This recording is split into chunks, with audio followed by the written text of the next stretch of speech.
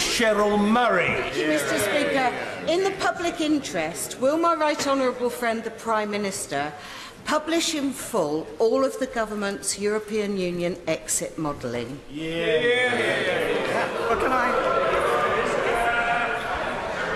can I reassure my honourable friend that we have confirmed that when we bring forward the vote on the final deal, we'll ensure that Parliament is presented with the appropriate analysis to make an informed decision.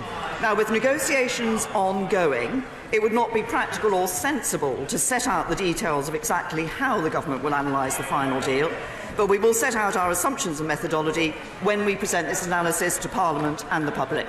Jeremy Corbyn. Thank you, Mr. Speaker. I hope the whole House will join me in paying tribute to Patricia Hollis, Baroness Hollis of Higham, who died earlier this week. She was a tireless campaigner for social justice, played a pivotal role in defeating the cuts to tax credits this government was imposing on low-paid workers, and we on this side will miss her dearly. Given the Prime Minister did not once mention Chequers, either in her conference speech or in her statement to Parliament on Monday, does this mean the Chequers plan is now dead?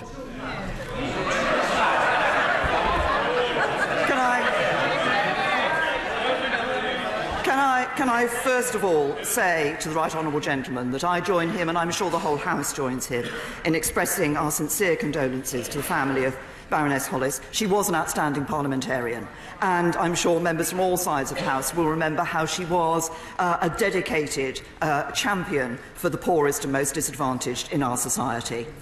He asked me if the Chequers plan was dead. The answer is no. Jeremy Corbyn. Well, Mr. Speaker, that's most interesting because the International Development Secretary and the Work and Pension Secretary have both refused to say that they back the Chequers plan. Maybe she could share a pizza with them and see if that can sort it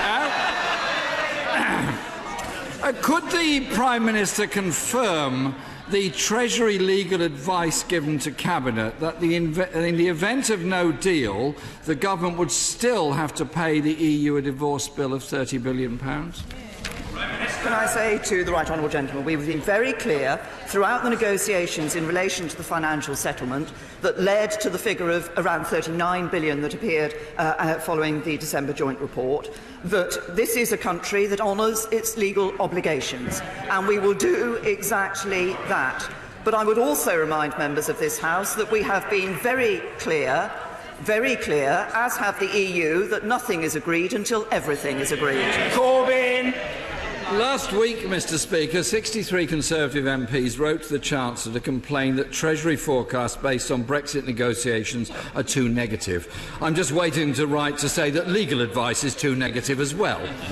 In December, the Prime Minister signed an agreement.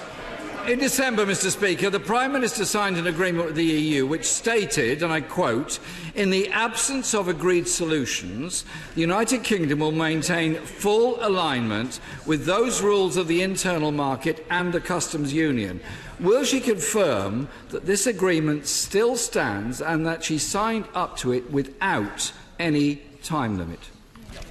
Can I say to the right honourable gentleman that if he reads the December joint report, he will see very clearly that the first way of dealing with the issue of the border in Northern Ireland, between Northern Ireland and Ireland, is through the future relationship. As I said to this House on Monday, we have made good progress on the aspects of the future relationship, including a number of aspects based on the plan that we had put forward in July.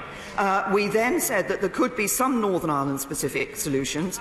There are already Northern Ireland-specific arrangements that take place, and that failing that, we would look at those UK-wide solutions. We were clear then, and we are clear now. The purpose of the backstop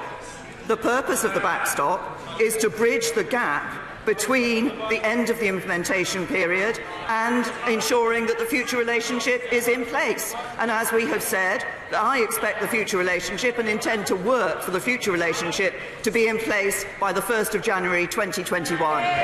Jeremy Corbyn. Mr. Speaker, my question was that she signed an agreement that had no time limits attached to it. Does she stand by that or not? Mr. Speaker, what we don't need heckling from either side. It's not in keeping with good order and demonstrations of respect from whichever side it hails. Jeremy Corbyn. Speaker, it's very strange the way a member every week hides behind the gallery there in order to shout and hurl abuse. Mr.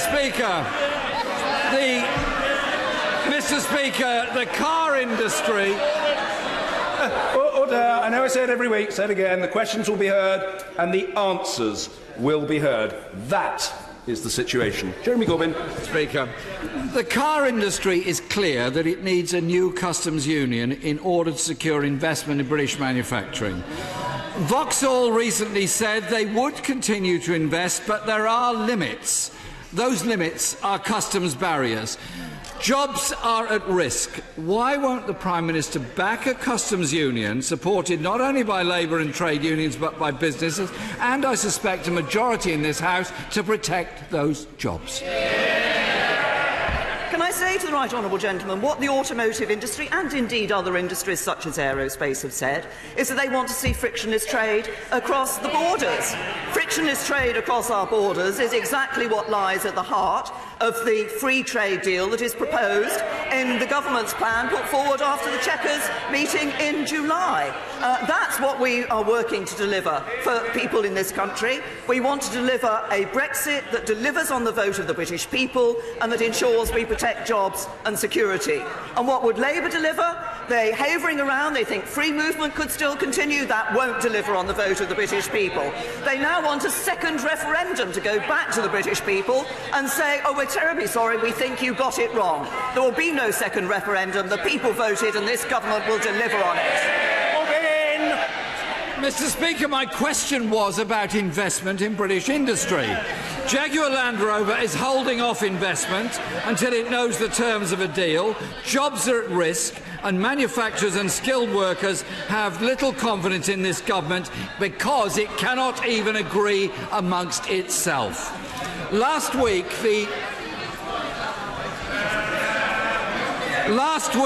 the Public Accounts Committee reported that the Department of Health could not assure us of its plan to safeguard the supply of medicines after the UK has exited the European Union. Does the Prime Minister dispute their assessment?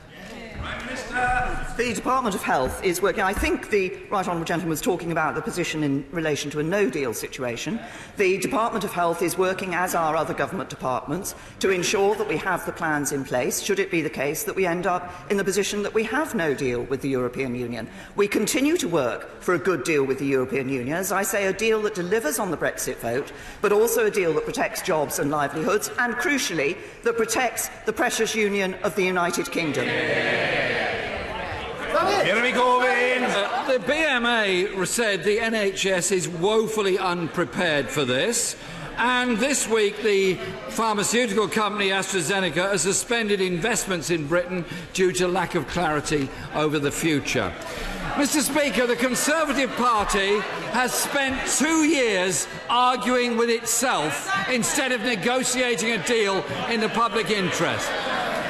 And now, just days before the deadline, they're still bickering amongst themselves. The Prime Minister and her government are too weak and too divided to protect people's jobs, our economy, or ensure there is no hard border in Northern Ireland. So... Order. Members are a little overexcitable. Just calm down. Jeremy Corbyn.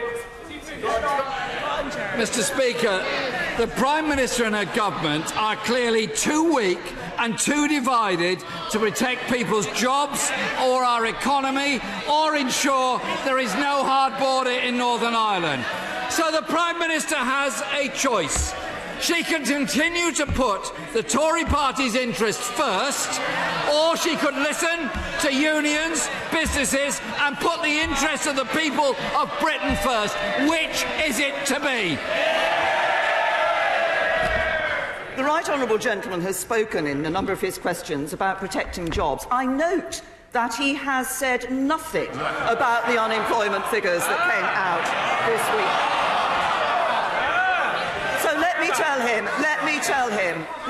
him overall what this government is delivering for the people of this country. Scrapping the council's borrowing cap so they can build more homes for people. An end to austerity so people's hard work pays off.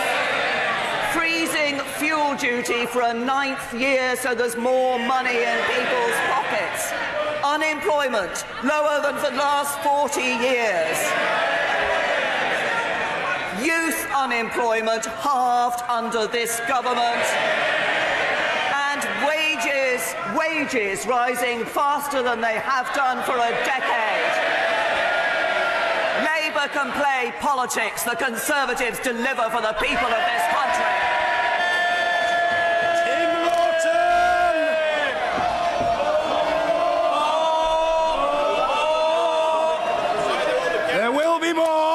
And it will be from Mr. Tim Lawton.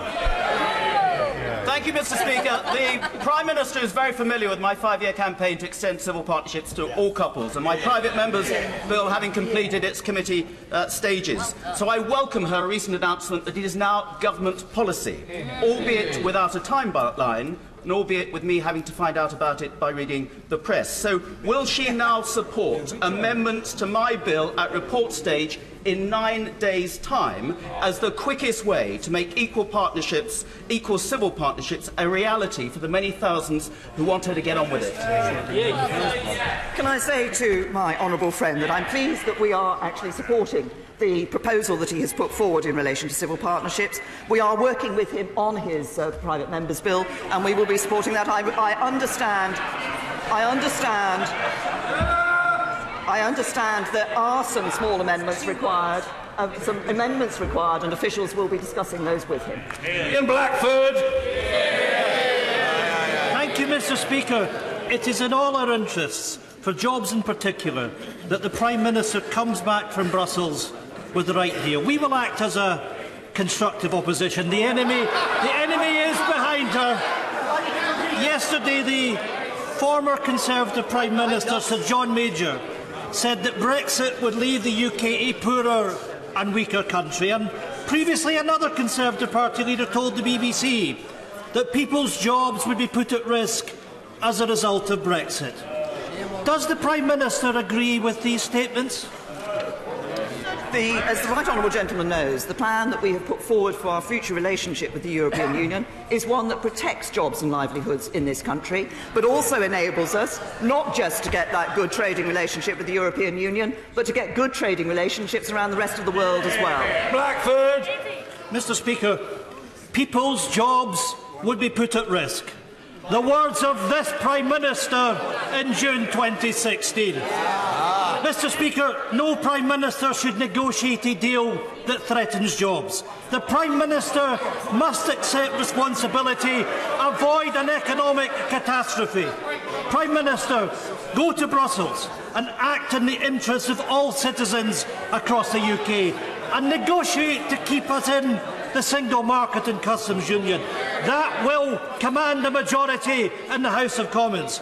Does the Prime Minister not understand that staying in the single market and the customs union is the only deal that will get through this House? Can I say to the right honourable gentleman, as I have explained in this chamber on a number of occasions and will continue to do, the proposal that we have put forward is one that delivers on the referendum vote, but also ensures that we protect jobs and livelihoods across the United Kingdom. But if the right honourable gentleman is interested in ensuring that the interests of everybody in Scotland are taken into account in the negotiations that we undertake, then he should join with us in recognising the importance of leaving the common fisheries policy. Sir Patrick McLaughlin. The vast majority of people in the United Kingdom will wish the Prime Minister very well in the very tricky negotiations that she has to undertake. Something which no other Prime Minister has had to do in our history. Will she ensure that the outcome of these negotiations will ensure that we still continue to get the levels of inward investment that we've attracted in this country, which has seen unemployment fall in the last 6 years by over 1 million people?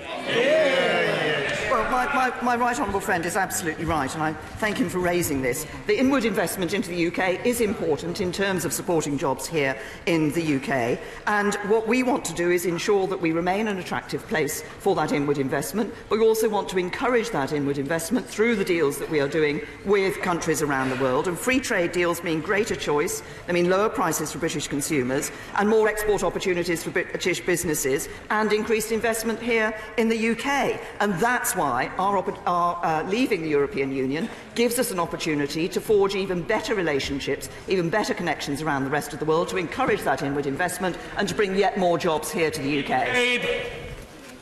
Mr. Speaker, I'm sure even the Prime Minister's fiercest critics, I believe she has a few, but even her fiercest critics must be full of admiration for the way she manages her diabetic condition and holds down such a tough and demanding job. I understand she benefits from a freestyle Libra glucose monitoring system. Wouldn't it be nice if she would do something to make that available to the 500,000 people who are denied that benefit because of NHS rationing? Perhaps we could call it help for the many, not the few. Can I say to the honourable gentleman, first of all, I thank him for his comments. I do use a Freestar Libre. It is now available on the National Health Service.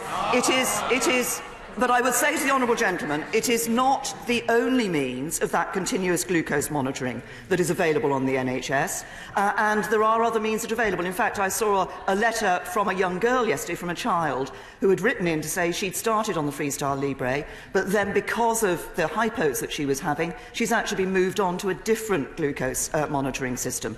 So it isn't the case that there's only one system that is the right one for everybody. What's important is that those systems are now available on the NHS.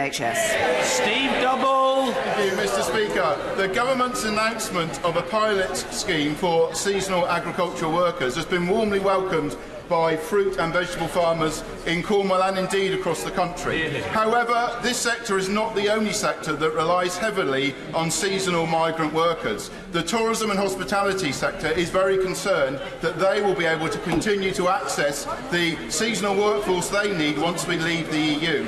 Can the Prime Minister confirm what action the government is taking to ensure this important sector for our economy continues to be able to access the workforce it will need? And would she consider a seasonal worker scheme for the tourism sector? Well, can I say to my honourable friend, I thank him for highlighting the seasonal workers pilot that we've introduced, because the horticultural sector is a particular British success story. We've seen a significant growth over the last 20 years in soft fruit production, over 130% increase. We have been clear that we're piloting and looking at this seasonal worker scheme, and we'll assess how that has worked, and we'll obviously be bringing forward the further details of the overall immigration policy that we have proposed, but will ensure that we are recognising the needs of the British economy. Alex Norris. Thank you, Mr. Speaker. Yesterday, Nottingham citizens published their report into hate crime in our schools. This highlighted hate crime as a growing issue, but I was particularly struck by the children's survey's lack of awareness of what actually constitutes a hate crime. We have failed them by not yet properly arming them with the knowledge and skills to thrive in this challenging world. Would the Prime Minister meet with me and a delegation of young people from my city to discuss how to change this? To the honourable gentleman, he's raised a very important issue about hate crime. Obviously, we've been taking a number of steps over the recent years in relation to this issue of hate crime. My right honourable friend, the Home Secretary, has published an updated action plan on this, and I would suggest that the honourable gentleman meet, and indeed with those young people, meets with the Home Secretary to discuss how that action plan can help to address the issues that have been raised. Ibn Holinrake. Thank you, Mr. Speaker. Our Joint Health and Local Government Select Committee inquiry into the future funding of adult social care recommended a social insurance system of the type that has been so successful in Germany. Would the Prime Minister give this solution her fullest consideration, which would mean that everyone is protected for the potentially catastrophic costs of care? Can I first of all say to my honourable friend that I would like to thank him and the Health and Local Government Select Committee for their work on this important issue. And it is important that we get social care on a sustainable footing for the future and alleviate the short-term pressures which come on both the social care and the health systems. Obviously, we've given more money to councils, but we will be publishing a green paper later this year setting out proposals for reform. It will look across the board at a number of proposals that have been put forward in this area, and will certainly consider those that have been put forward by the committee. Ian C. Lucas. Pensioners over 75 face having to find an extra £150.50 every year if current proposals to take away free TV licences come to fruition. Will the Prime Minister take responsibility for this policy, speak to the BBC and find a solution that doesn't pickpocket pensioners? Say to the honourable gentleman, as he knows, the arrangements in relation to the free licences changed as part of the last BBC settlement. The money is being made available to the BBC, and they will take decisions about how they operate on this. Mr. Simon Hall. Thank you, Mr. Speaker. It is extraordinary that the party opposite has nothing to say about the good news of the fall in unemployment. Falling by 50,000, now the lowest rate in my lifetime. More important, I'd suggest, that wages are also growing. And that's particularly good news in a constituency like North Dorset, where incomes are below the national average. Does she agree with me that this now means that thousands of families across our country are benefiting from the security of a regular pay packet and our balanced Tory approach to the economy? Can I say to my honourable friend, he's absolutely right to highlight the excellent news that we've seen in relation to employment. Employment at a near record high, unemployment at its lowest rate since the 1970s. As I said earlier, youth unemployment halved under this government at a new record low, and real wages rising. And as my honourable friend says, what that means is more people with the security of a job, more people with a regular salary, more people able to support their families. We're only able to ensure that that takes place by having a balanced approach to the economy, and that's the Conservative way. Alistair Carmichael. Thank you, Mr. Speaker.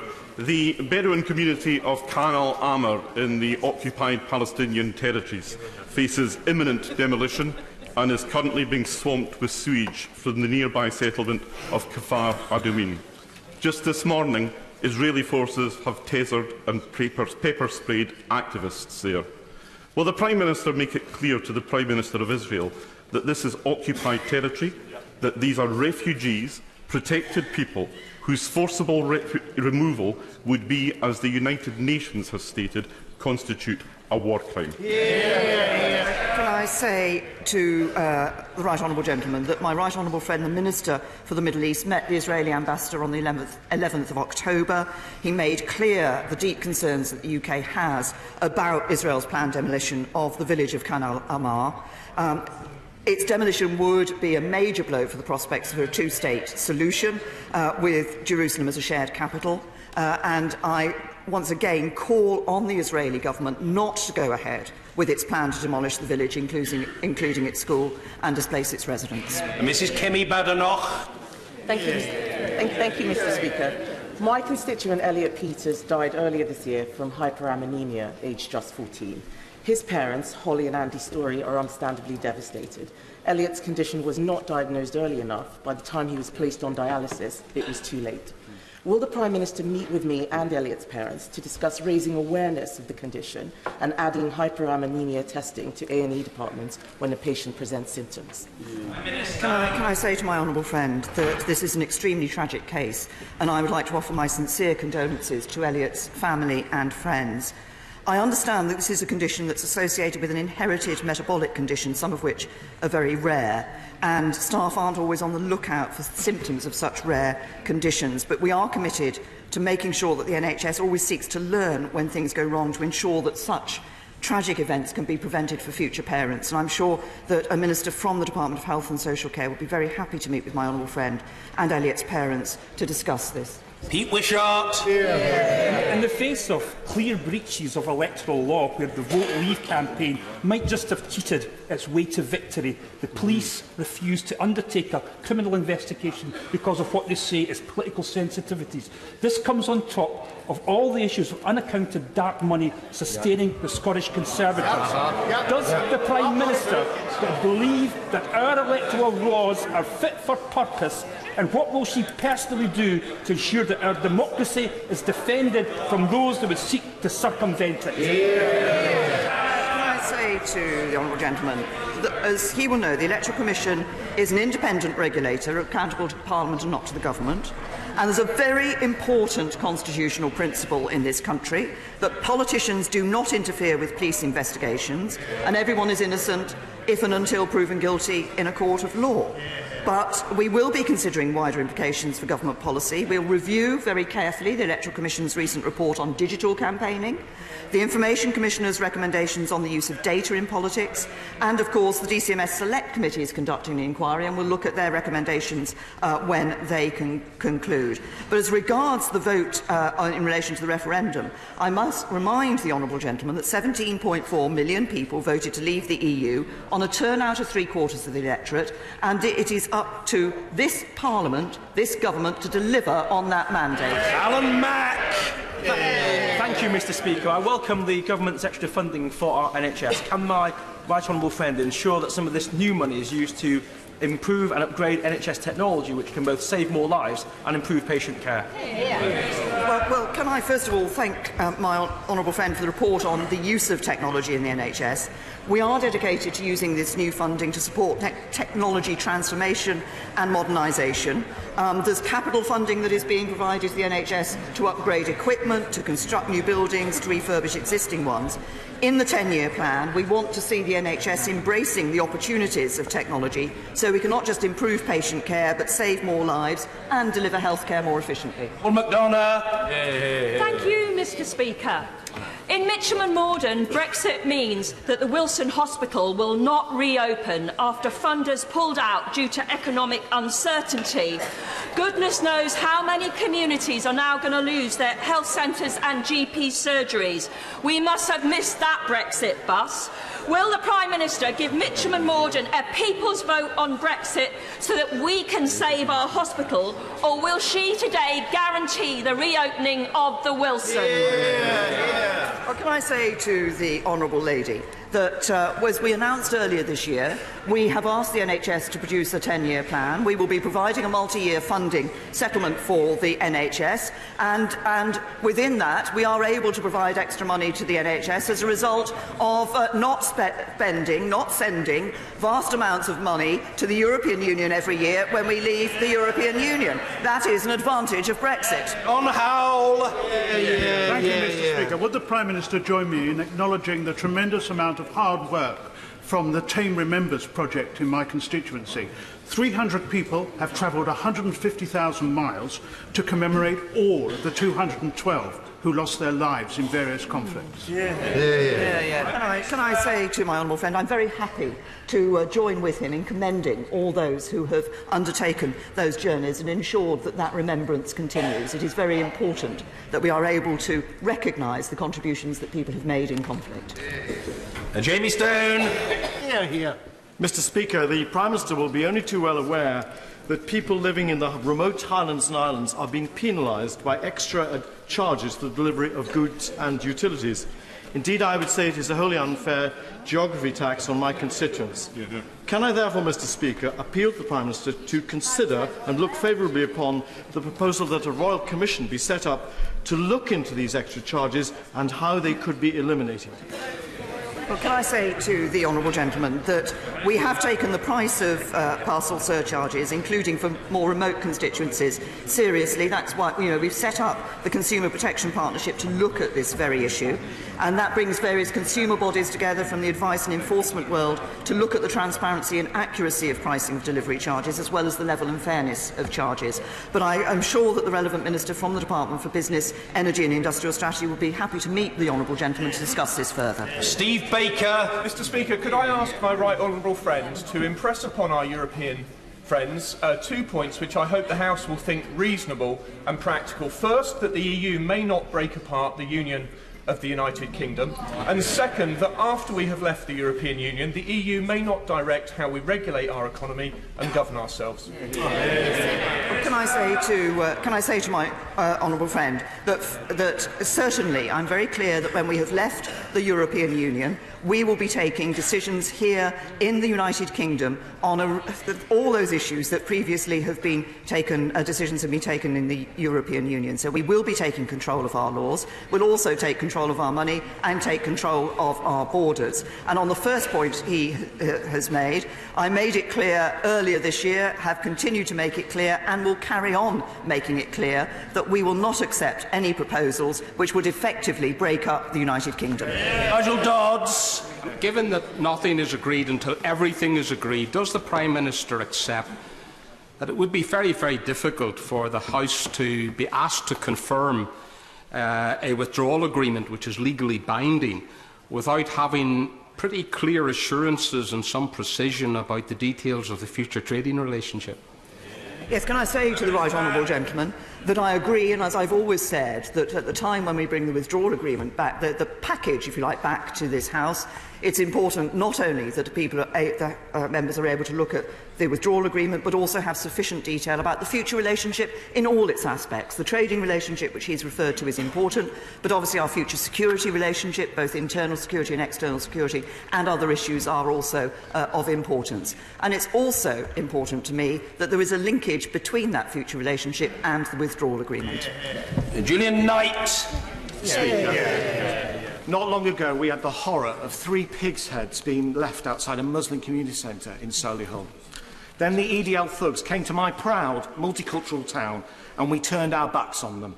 In this light, will the Prime Minister join me in condemning utterly the actions of a Solihull Green councillor, as reported in the Birmingham Mail, who has written a guide on how to attract and trick BNP voters? There is no place for pandering to racism in my town or in our politics. Can I say to my honourable friend, I absolutely agree with him. There is no place in our society for pandering to racism of any sort, and we should send a very clear message of that from the whole of this House. Can I also say he references what happened at one of his local mosques, and the Home Secretary has been pleased to make extra money available for the security of places of worship, because sadly we do see places of worship of different faiths all too often being subject to attack. But my honourable friend's key point that there is no place for racism in our society is absolutely right. Daniel Rowley. Mr. Speaker, the Work and Pensions Select Committee heard evidence that showed that by not having automatic split payments for universal credit, women are being trapped in abusive relationships. Mr. Speaker, this absolutely disgusts me. How does it make the Prime Minister feel? Well, can I say to the honourable lady that we take the issue of domestic violence and abusive relationships very seriously indeed. I think the issue is split payments obviously are available where that is the right thing to do in relation to couples. Where that is the right thing to do in relation to couples. But I think what needs to be done is that we take a sensitive approach to these cases on that individual basis. We all want to ensure that women who are in abusive relationships are getting the support that they need, and we should send a message of clear condemnation of that abuse from across this House. Dr. Julian Lewis. Next time shroud-waving EU negotiators claim that a hard border is necessary on the island of Ireland, will she kindly ask them who would actually construct it? The Irish certainly won't. The British certainly won't. So unless the EU army plans to march in and build it, it surely can never happen. Can I say to my honourable friend that we are all working to ensure that there will be no hard border between Northern Ireland and Ireland. That is the clear commitment of the United Kingdom government, and that was as agreed by the European Union when we signed the December joint report. Ben Bradshaw. My constituent, Matthew Hedges, a young PhD student, has been held in a jail in the United Arab Emirates for more than 5 months and was this week charged with spying. Will the Prime Minister ensure her government makes quite clear to the UAE that Matt was in their country doing academic research and nothing more, and will she also ensure that he receives full consular and legal support, a fair trial, and can return to his wife Danny in England as soon as possible? So, to the right honourable gentleman, obviously this is a very difficult and distressing time for Mr Hedges and for his family. Foreign Office officials are supporting Mr Hedges and his family and have raised the case with the Emiratis at the highest levels. My right honourable friend, the Foreign Secretary, has personally raised this case with his Emirati counterparts.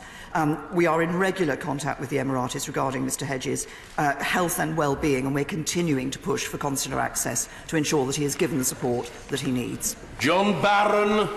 In welcoming the Japanese Prime Minister's suggestion that we could join the Trans-Pacific Partnership when we leave the EU, and in wishing her well in the future negotiations that are upcoming, could she please confirm that our joining and fully participating in the TTP will not be hindered by the common rule book of the Chequers Agreement, and that the whole of the United Kingdom will benefit? Well, can I say to my honourable friend, I've been pleased to discuss the matter of our potential membership of the TPP with the former Australian Prime Minister and with the Japanese Prime Minister. I'm very pleased that the Australian government and the Japanese government are welcoming to us in joining that. And one of the issues that we looked at when we put forward our proposals for our future trading relationship with the European Union was precisely whether it would mean that we could not join the CPTPP, and I'm happy to reassure my honourable friend that we would be able to join the CPTPP with the relationship that we've put forward in the government's plan. Teresa Pearce. My constituent came to see me earlier this year about being sexually harassed at work by a co-worker. Despite many months of meetings with her HR and line management, she's being treated like the problem rather than the victim. Could the Prime Minister advise me what I can do to help my constituent return to work and feel safe when her employer is this House? Can I say to the honourable lady that it is important that everybody is treated with dignity and respect in their workplace. There is no place for bullying, for sexual harassment or abuse in any workplace, and that includes in this Parliament. I'm sure we're all very concerned at the report that Dame Laura Cox has brought forward. We have been working on this issue here in this House, and I would particularly commend my right honourable friend, the Leader of the House, who has been working tirelessly on this issue to try and change our culture and practices here in this House. I hope that there will be a very serious, a very full response and a proper response to Dame Laura Cox's report. This should worry all of us. And what I want to see is a situation where the Honourable Lady's constituent is able to ensure that she can come to work in this House, be treated with dignity and respect, and not be subject to bullying, harassment or abuse. Luke Graham. Mr. Speaker. Mr. Speaker, the UK Agriculture Bill is currently before this House. Wales, England and Northern Ireland are parts of it, but due to the SNP, Scotland is excluded and isolated. Will my right honourable friend commit this government to working with all parties to deliver an agriculture bill that will guarantee Scotland and my constituents are not left behind? Well, can I say to my honourable friend, he raises a very important point, and I'm very happy to give him that assurance that we will work with parties in this House to ensure that Scotland is not left behind, and that we have an agricultural bill that actually works for all of us and for all our agricultural sector. And finally for today, Ivan Lewis. The Prime Minister has an admirable sense of duty, so will she be honest about Brexit? There is now only one viable option in the short term which can reconcile the referendum result with the interests of all parts of the United Kingdom, the genuine concerns of many members on all sides about the impact of a flawed deal or no deal, and our communities, as well as Labour's tests. We should join EFTA and the EEA and seek EU agreement to remain in the customs union for a specified period from the date that we leave, making it clear that on joining the EEA we will exercise our right to put an emergency brake on free movement of labour. It may not be the perfect option, but our only consideration now should be the national interest. The Prime Minister. We've got the drift and we're grateful. The Prime Minister. The only consideration for this government is the national interest. That is why we have put forward a proposal that delivers on the vote of the referendum, that ensures that we leave the European Union on the 29th of March 2019, that we will no longer send vast sums of money annually to the European Union, that we will take control of our laws, control of our borders, that there will not be the jurisdiction of the European Court of Justice in this country, that free movement will end, but that also protects jobs and livelihoods and protects the union of the United Kingdom. That is in the national interest, and that is what the government has proposed.